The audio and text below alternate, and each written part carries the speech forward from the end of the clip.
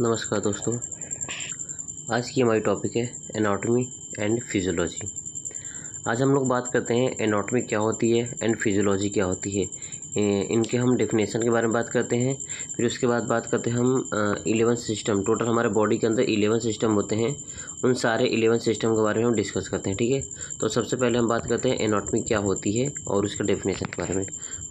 तो चलिए देखते हैं, चलिए हम बात करते हैं इसके डेफिनेशन के बारे में। The anatomy is the branch of the science that deal with the study of the structure and organisation of the living organism, specially the humans body. मतलब कह रहा है एनाटॉमी जो होती है वो हमारे साइंस का एक ब्रांच होता है, जिसमें हम मेनली क्या होती है, जो हमारा ह्यूमन बॉडी होती है उसके जितने भी ऑर्गन्स होते हैं उसके हम साइज, शेप, लोकेशन, इन सारी चीज़ों के बारे में हम डिस्कस करते हैं।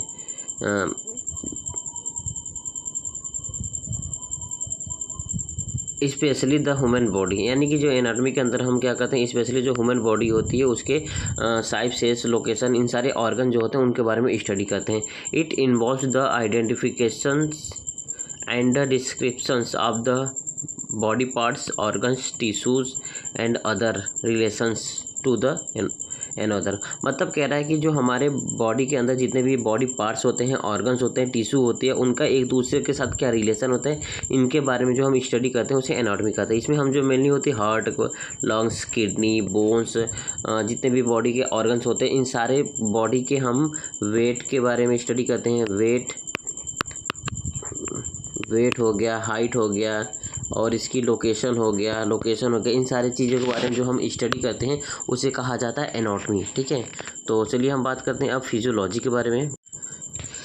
चलिए हम बात करते हैं अब फिजियोलॉजी के डेफिनेशन के बारे में। अब फिजियोलॉजी क्या होता है, चलिए उसके बारे में बात करते हैं। तो physiology is the branch of biology that deal with the study of the normal function and process of the living organism and there parts.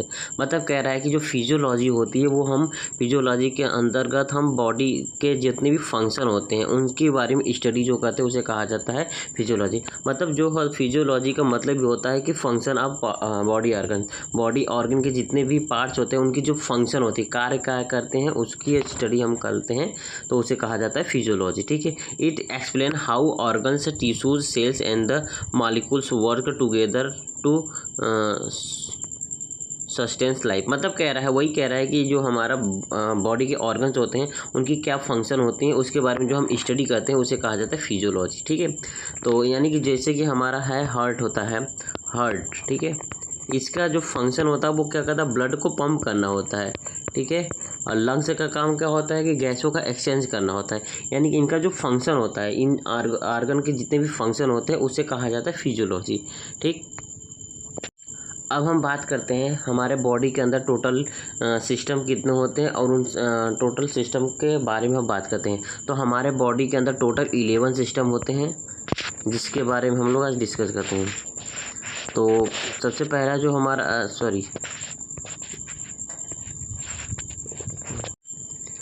जो हमारा सबसे पहला सिस्टम है वो है हमारा इंटीग्यूमेंट्री सिस्टम। ठीक है, टोटल हमारे बॉडी के अंदर 11 सिस्टम होते हैं। उन 11 सिस्टम में सबसे पहला जो हमारा सिस्टम होता है वो होता है हमारा इंटीग्यूमेंट्री सिस्टम। अब चलिए हम बात करते हैं इंटीग्यूमेंट्री सिस्टम क्या होता है। तो इंटीग्यूमेंट्री सिस्टम का मतलब होता है जो हम स्किन की, हेयर की, नेल्स की, इन सब के बारे में जो हम स्टडी करते हैं उसे कहा जाता है इंटीग्यूमेंट्री सिस्टम।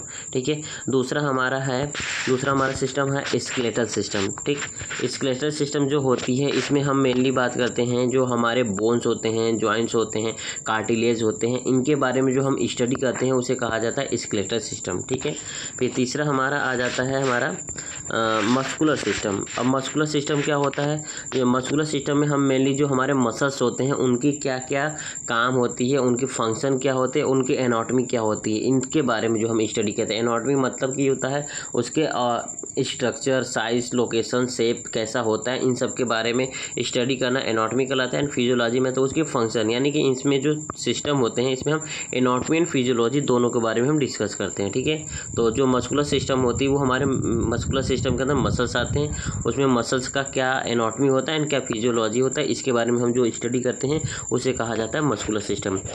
फिर अगला हम बात करते हैं नर्वस सिस्टम।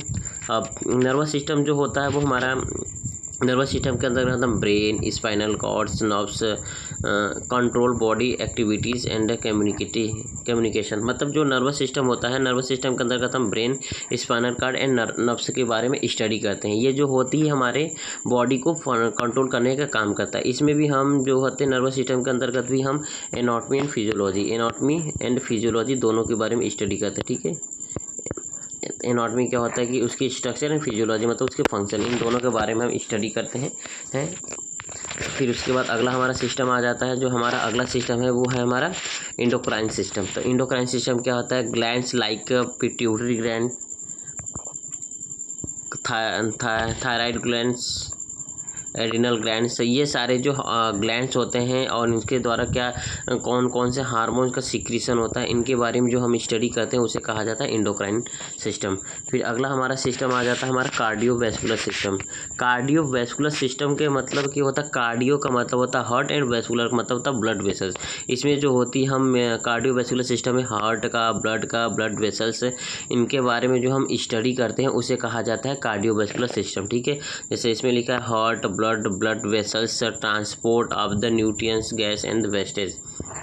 मतलब कह रहा है जो हमारा कार्डियोवैस्कुलर होता है इसमें हम हार्ट का, ब्लड वेसल्स के बारे में स्टडी करते हैं। इनका जो फंक्शन होता है ये क्या करता है? Transport of nutrients, gas and wastage. ये जो कार्डियोवैस्कुलर जो होती है इसमें ये हमारे न्यूट्रिएंट्स को, गैसेस को एंड वेस्ट प्रोडक्ट को ट्रांसपोर्ट करने का काम करती है। एक पार्ट से दूसरे पार्ट में क्या करती है? ट्रांसपोर्ट करने का काम करती है।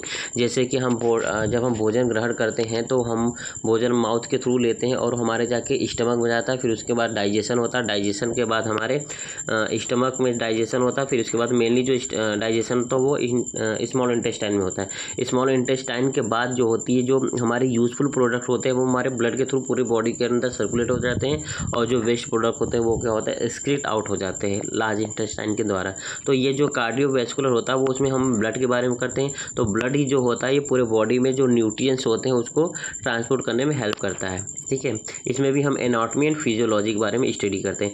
एनाटॉमी का मतलब होता है कि उसके हम साइज, शेप, लोकेशन, ऑर्गन के बारे में बात करते हैं। फिजियोलॉजी उसका जो फंक्शन क्या होता है उसके बारे में स्टडी करते हैं। फिर अगला हमारा आ जाता है सिस्टम 7 सिस्टम जो होता है, जो कि हमारा है लिम्फेटिक सिस्टम। अब लिम्फेटिक सिस्टम को हम इम्यून सिस्टम के नाम से भी जानते हैं।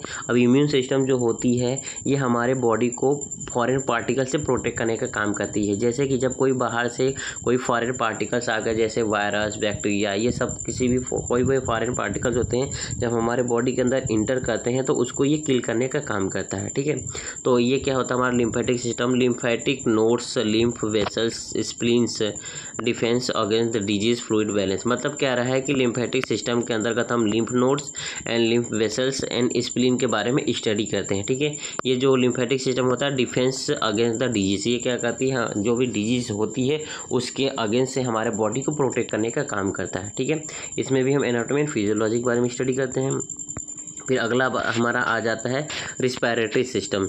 अब रिस्पायरेटरी सिस्टम क्या होता है? रिस्पायरेटरी सिस्टम जो होता है वो हमारे गैसों को एक्सचेंज करने का काम करता है। मतलब ऑक्सीजन को इन्वायरमेंट से लेना, इनहेल करना, एंड कार्बन डाइऑक्साइड को बॉडी से बाहर निकालना, इसका काम होता है रिस्पायरेटरी सिस्टम का। ठीक है, इसमें हम क्या क्या स्टडी करते हैं? लंग्स, ट्रेकिया, ब्रोंकाइल्स, ब्रोंक्यूल्स, इन सारी चीज़ों के बारे में स्टडी करते हैं, उसे कहा जाता है रिस्पायरेटरी सिस्टम। ठीक है, जो इसका काम होता है में देखिए एग्जाम्पल में लिखा भी है, oxygen in and carbon dioxide out. मतलब कह रहा है कि इन्वायरमेंट से ऑक्सीजन को हम लेते हैं और बॉडी के अंदर से जो डीऑक्सीजनेटेड यानी जो वेस्ट प्रोडक्ट कार्बन डाइऑक्साइड होता है उसको बाहर निकालने का काम करता है। ठीक, फिर अगला हमारा है सिस्टम, वो है हमारा डाइजेस्टिव सिस्टम। डाइजेस्टिव सिस्टम जो होती है ये हमारे बॉडी का भी एक मेन पार्ट होता है, जो कि फूड को इंटेक करने से लेकर के डाइजेस्ट करने तक के पूरे प्रोसेस इसके अंतर्गत आता है। ठीक है, डाइजेस्टिव सिस्टम का ही मतलब ये होता है भोजन को डाइजेस्ट करना। ठीक है, इसमें हम क्या क्या बात करते हैं? डाइजेस्टिव सिस्टम में माउथ आता है, हमारे स्टमक आता है, इंटेस्टाइन आता है, लीवर आती है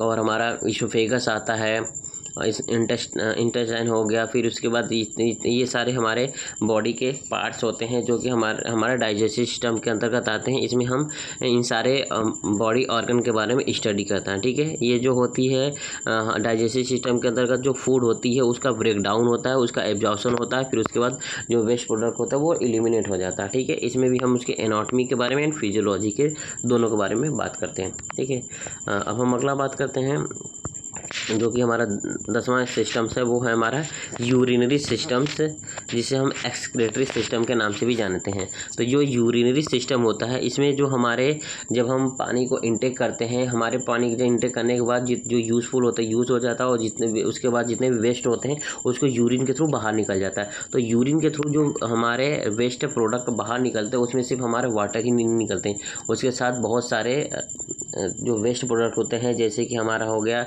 अमोनिया गैस, अमोनिया हो गया, ठीक है, और जो भी वेस्ट प्रोडक्ट होते हैं, जो अधिक मात्रा में सोडियम हो जाता है, हमारे बॉडी के अंदर अधिक मात्रा में सोडियम होता है, उसका भी एक्सक्रीट आउट हो जाता है। तो जितने भी वेस्ट प्रोडक्ट होते हैं वो हमारे बॉडी से एक्सक्रीट आउट होता है, वो होता है इस यूरिनरी सिस्टम के थ्रू होता है। जैसे कि हमारा किडनी हो गया, ब्लैडर हो गया, इसके अंतर्गत हमारे यूरिनरी सिस्टम के अंदर किडनी आता है, ब्लैडर आता है, यूरेटर आता है, ये सारी चीज़ें आते हैं जो कि क्या करता है, वेस्ट प्रोडक्ट को बाहर निकालने का काम करता है। ठीक है, फिर अगला हमारा आ जाता है रिप्रोडक्टिव सिस्टम। रिप्रोडक्टिव सिस्टम जो होते हैं वे हमारे बॉडी का भी एक मेन पार्ट्स होता है, जो कि क्या करता है, अपने समान ही नई जाति का उत्पत्ति कराना रिप्रोडक्शन कहलाता है। रिप्रोडक्शन में हमारे male reproduction and female reproduction आता है। मेल रिप्रोडक्शन में आता है हमारा टेस्टिस होता है, पेनिस होता है, एंड फीमेल रिप्रोडक्शन में आता है हमारा ओवरीज होता है एंड यूटरस होता है। ठीक है, ये सारे इन सारी चीज़ों के बारे में हम स्टडी करते हैं, उसे कहा जाता है रिप्रोडक्टिव सिस्टम। इसमें भी हम एनाटॉमी के बारे में बात करते हैं एंड फिजियोलॉजी के बारे में बात करते हैं। ठीक है, एनाटॉमी मतलब उसके स्ट्रक्चर कैसे होता है, फिजियोलॉजी मतलब उसके फंक्शन के बारे में बात करते हैं। ठीक है, आज की हमारी टॉपिक यहीं तक है। आपको अगर हमारी वीडियो अच्छी लगी हो तो प्लीज़ लाइक करें, शेयर करें, सब्सक्राइब करें। Thank you.